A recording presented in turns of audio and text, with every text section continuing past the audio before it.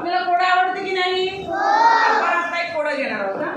कोडं काय बघा, रोहितच्या आईला 3 मुलगे आहेत. कुणाच्या आईला? रोहितच्या. किती मुलगे आहेत? 3. एकाचं नाव आहे जानेवारी आणि दुसऱ्या मुलाचं नाव आहे फेब्रुवारी. तर तिसऱ्या मुलाचं नाव काय? कोण सांगेल?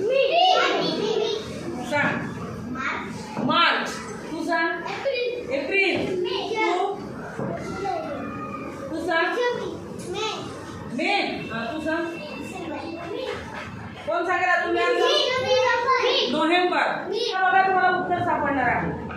रोहितच्या आईला किती मुलगे आहेत? 3. हा रोहित. रोहितच्या आईला 3 मुलं आहेत. आता हा जानेवारी. दुसऱ्या मुलाचं नाव काय आहे? फेब्रुवारी. मग तिसऱ्या मुलाचं नाव काय? कोण सांगेल? सांग. रोहित. रोहित हा तिसरा मुलगा. बरोबर आहे की नाही? रोहितच्या आईला 3 मुलगे आहेत. रोहित,